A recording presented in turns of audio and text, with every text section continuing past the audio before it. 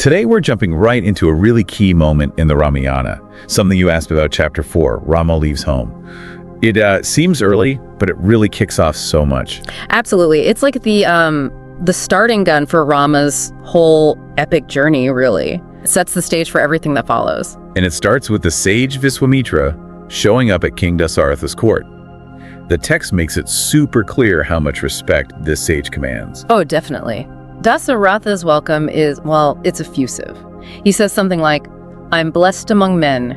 You must be here because of my ancestors' merit." Right, and he basically says, tell me what you need.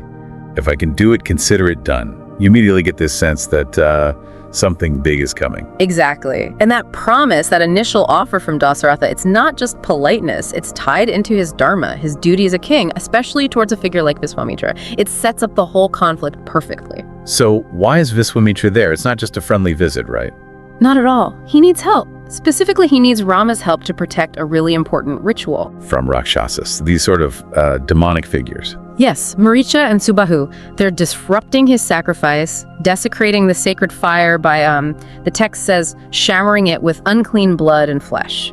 It's meant to sound quite shocking. Yeah, pretty vile. A real violation of something sacred. Definitely. And for a sage like Viswamitra, who's built up all this spiritual power tapas, this isn't just annoying, it's actively undermining his work. But his response is interesting. Right. And that gets us to the core questions for this deep dive, based on what listeners wanted to know. Why does this super powerful sage need a young prince? And what does Dasaratha's reaction tell us about him and about Rama's importance?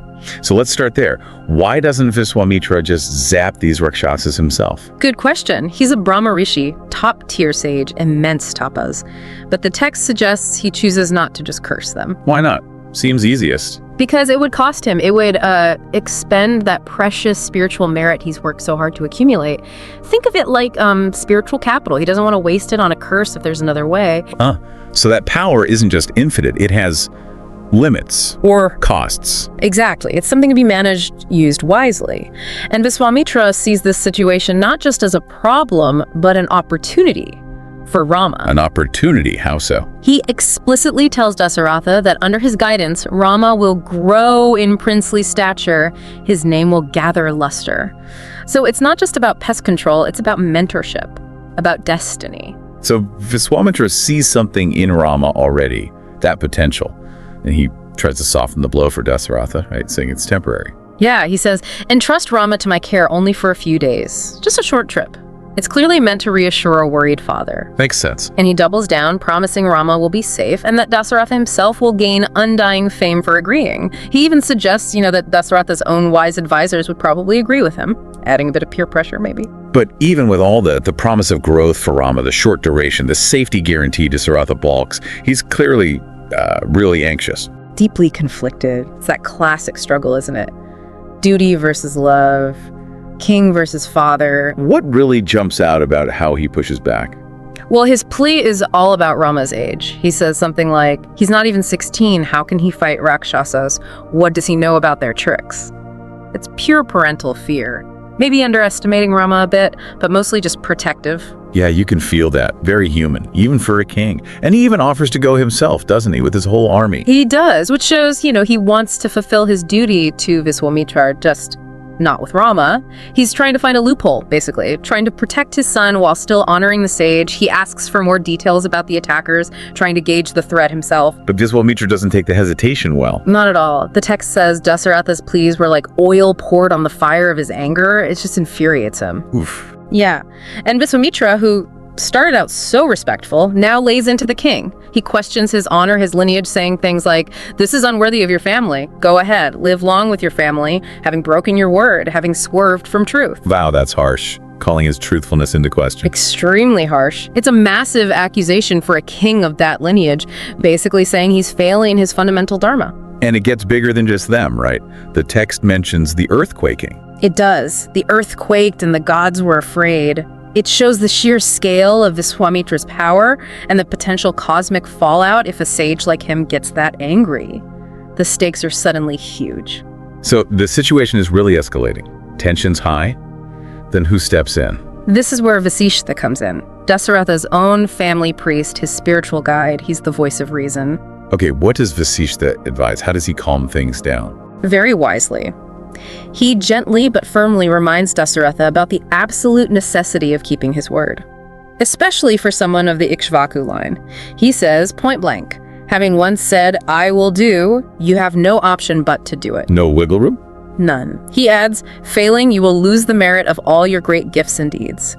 Basically, breaking this promise would spiritually bankrupt him. So the cost of not sending Rama is actually higher than the perceived risk of sending him. That's exactly how Vasishtha frames it. And then he tackles Dasaratha's fear head on. He assures him Rama and Lakshmana, because Lakshmana goes too, will be perfectly safe with Viswamitra. How does he put it? He uses this amazing metaphor comparing Rama to Amrita, the nectar of the gods, being shielded by a wheel of fire. Just absolute divine protection. That's powerful imagery. He must really trust Viswamitra. Immensely. Vasishtha goes on to describe Viswamitra's power, calls him tapas in human form, the bravest, the wisest, master of all weapons, someone who sees past, present, and future.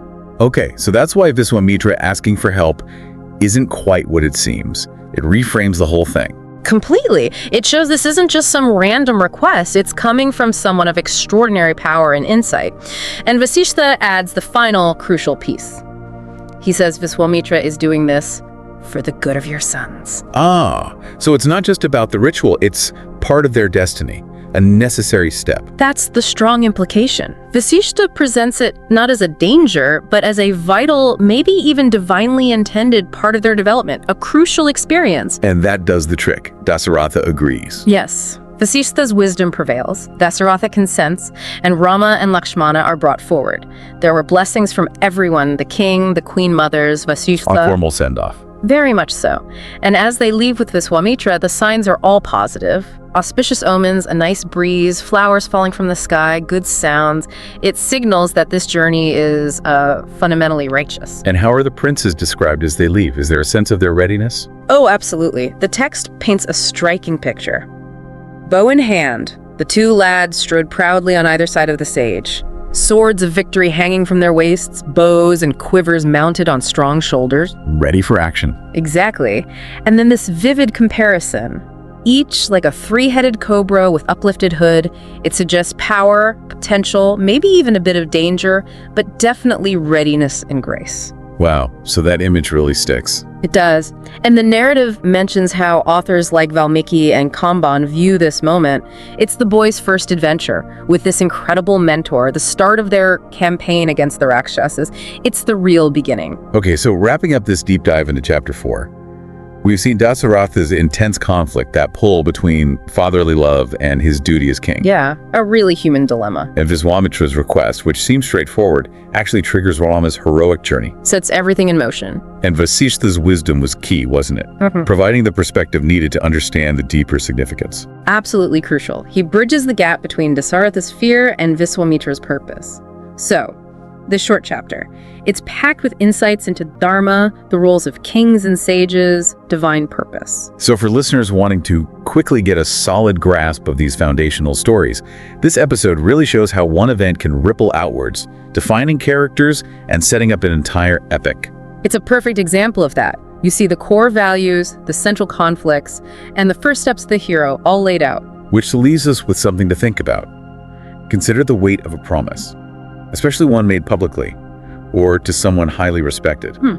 How different could things have been if Dasaratha had truly refused? If Vasishtha hadn't intervened? Right. And what does this whole episode tell us about destiny? About how mentors, maybe unexpected ones, can fundamentally shape our path. Lots to chew on there from just this one chapter. I hope you like this chapter. We need volunteers and sponsors to create content with even better quality and with more variety. If you wish to join this initiative as a volunteer or sponsor, please click the links given in description below. To help us reach more viewers, please like, comment, share, and subscribe to Biography Central. Thank you for your time. It means a lot. Namaste.